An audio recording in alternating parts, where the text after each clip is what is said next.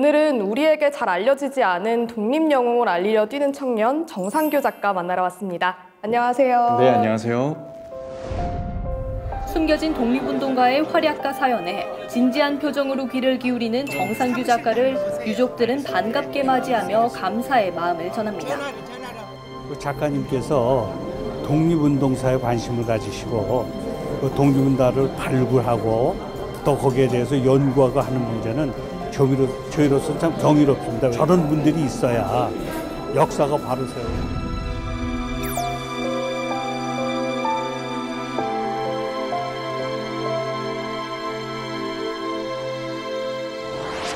네, 제가 작가라고 소개를 시켜드렸는데 책을 쓰시기 이전에 어플리케이션을 개발하셔서 독립운동가를 기록하셨어요. 어떻게 시작하게 된 일이신가요? 군에서 장교 생활을 했는데 그 장교 생활할 때 그 부대 안에서 의열단 후손들을 제가 만나게 됐어요. 근데 그 의열단 후손들을 만났는데 그들이 하는 이야기가 좀 이상했어요. 뭐였냐면 너무나 위대한 이런 할아버지, 내 증조할아버지의 업적을 이야기하는데 제가 한 번도 들어본 적이 없는 거예요. 너희 할아버지께서 그렇게 유명한 분이시면 교과서에 나와야지 왜 안 나오냐. 그것이 모든 이 일의 시작이었습니다. 교과서에 실려있지 않으면 일반적으로 우리가 알 수가 없잖아요. 그래서 그런 위대한 영웅, 이런 역사에 가려진 영웅들이 이렇게나 많구나 라는 것을 알게 되었고, 저는 그분들 중에서도 또 다른 제2의 제3의 안중근 의사 같은 분들이 있지는 않을까, 그것이 좀 궁금했습니다. 그렇다면 이 어플리케이션에 작가님이 기록한 독립운동가 명수는 어떻게 되나요? 처음에 이제 2014년도에 제가 개발을 시작했는데 그때는 약 207명 정도 제가 자료를 모았고요. 지금까지 꾸준히 계속 업데이트가 되고 있어요. 그래서 현재는 약 한 500명 정도로 생각을 하시면 됩니다. 이렇게 많은 독립운동가분들을 혼자서 기록하기란 참 쉽지 않을 것 같은데요. 어떻게 독립운동가를 조사하고 또 어플리케이션을 채우시나요? 여기 계신 분들만 해도 교과서에 나온 분들보다 많겠죠. 여기에 실려있는 분들 한 분 한 분이 어떻게 보면 제2의 제3의 유관순 같은 분들도 여기 수십 명이 계시고요. 안중근 의사 같은 분들도 수십 명이 여기 계십니다. 근데 이런 분들에 대한 자료를 막상 찾아보면 또 찾을 수가 있어요. 근데 이런 것들을 중심적으로 어떻게 모아서 전달해주는 그런 어떤 메인 콘텐츠가 없는 거예요. 그리고 우리나라에 독립운동 관련된 보훈 단체만 해도 100개가 넘어요. 그러다 보니까 사람들이 어디를 들어가서 어떤 정보를 얻어야 되는지 이런 것들에 대해서 되게 좀 중구난방인 거죠. 그래서 좀 이런 것들을 정리하고 좀 모아줄 그런 필요도 좀 있습니다. 여러분 반갑습니다. 저는 지난 4년간 숨겨지고 잊혀진 독립운동가 분들을 발굴하고 잊혀진 영웅들 독립운동가라는 책을 쓰셨는데 책을 쓰시게 된 특별한 계기가 있으신가요? 어느 연세 많으신 독립운동가 후손분께서 저한테 이런 말을 하는 거예요. 이 대한민국의 가능성이라고 할 수 있는 이 젊은이들의 입에서 이민 가고 싶다, 대한민국 국민인 것이 창피하다는 말이 나오는 거는 좀 잘못된 거다. 이들이 지금 낮아진 이 자존감, 대한민국 국민으로서의 긍지, 이런 것들이 다시 좀 향상될 수 있도록 이런 잊혀진 영웅들의 이야기를 좀 책으로 써달라는 건의사항이 올라왔어요. 저는 약간 조금 의아했어요. 과연 처음에는 이 책을 쓴다고 해서 그게 가능할까? 근데 계속해서 이제 그런 주변에서 헬조선이라는 말도 나오고 그때 독립운동가 앱에 그런 어떤 반응들이 계속 올라오자 그걸 계기로 제가 책을 쓰기 시작했습니다. 그래서 독립운동가 앱에 있던 당시 207명 중에서 가장 드라마 같은 극적인 삶을 사셨던 67명을 제가 주관적으로 선정을 했고요. 그 67명의 일대기를 다룬 책이 잊혀진 영웅들 독립운동가였습니다. 정말 남들이 모르는 곳에서, 보이지 않는 곳에서, 그 추운 곳에서 그렇게 시체를 치우는 일을 하면서 임시적으로 돈을 보냈던 그런 어떤 사람들이 있었고, 독립운동가들 한 분 한 분 정말 소중하게 기억해야 하지만 이 자리에서 또 소개해 주실 특별한 분들이 있을까요? 러시아 지역에서 이렇게 활동하던 독립운동가 분을 좀 이야기하고 싶어요. 러시아에 보면은 그 러시아 전체 지역에서도 가장 추운 지역이 있어요. 북해 근처에 무르만스크라는 지역이 있습니다. 근데 100년 전에 그곳에서 한인 노동자들이 일을 하고 있었습니다.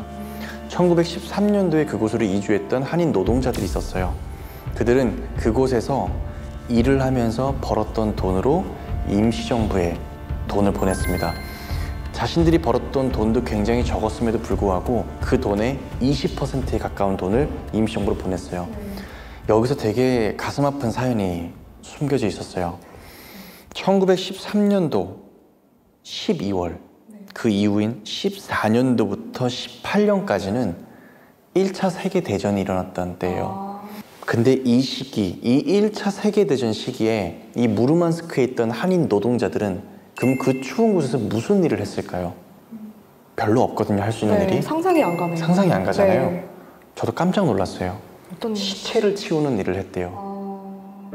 거기서 연합국 군인들이 죽었을 때 그 시체를 처리하는 일을 하는데 얼마나 이들이 근면성실하게 일을 했으면 정부로부터 표창을 받습니다. 이들은 시체를 처리해서 받은 그 돈의 일부를 임시정부로 보냈고요.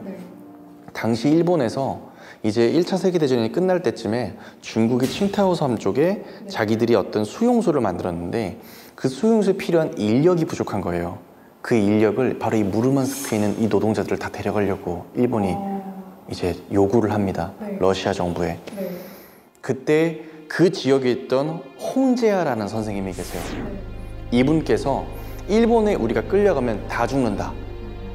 그래서 SOS를 칩니다.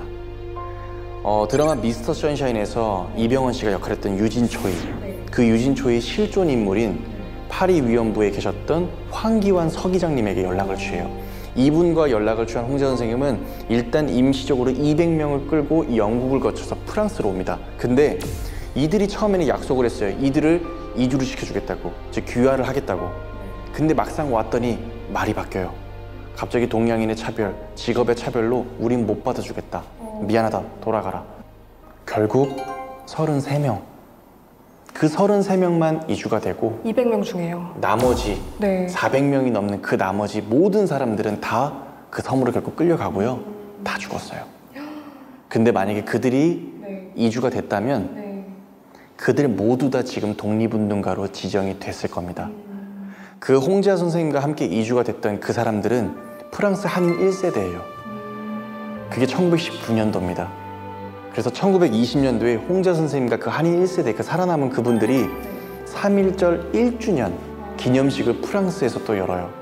그리고 그분의 아들이 지금 살아계세요. 홍푸안이라는, 그분께서 이제 정확히는 장푸안 홍이라는 이름을 쓰는데 이분께서 지금 나이가 지금 79세시거든요. 근데 이분이 아버지를 그리워하면서 아버지가 불렀던 노래를 하면서 아리랑을 불러요. 그리고 한국말을 왜 안 배웠냐는 말에 너무나 배우고 싶었는데 지금 나이가 들어서 못 배운다. 근데 왜 그럼 진작에 안 배웠냐? 항상 파파가, 아버지가 배울 필요 없다. 곧 조국으로 돌아갈 건데 뭘 배우냐 하면서 조금만 기다리라 그런 거예요. 조금만 기다렸는데 6.25가 터졌죠. 그리고 몇 년 뒤에 선생은 암으로 돌아가셨어요. 그러다 보니까 자꾸만 그런 시기를 놓치게 된 거예요. 어느새 더 이상 돌아갈 수 없는 강을 건너버리게 된 거죠. 지금 이 장푸안 선생의 마지막 생애 소원은 아버지의 묘를 국립묘지로 이장하고 아버지가 독립운동가로 대한민국으로부터 성운을 받는 거예요. 아직도 독립운동가로 지정이 안 돼 있어요. 아직 못 받으셨군요. 네. 외국 사람들이 봤을 때도 대한민국 사람들은 정말 선진 시민 의식이 있는 사람이야. 거기는 정말 멋진 보온 문화를 갖고 있어. 그들은 정말 뛰어난 애국심이 있고 국가관이 매우 높은 민족이야. 이거는 정말 큰 거거든요. 만약 이런 게 없잖아요. 그럼 우리나라는 땅의 면적 크기만으로 평가받는 그냥 동양의 조그만 나라밖에 안 돼요.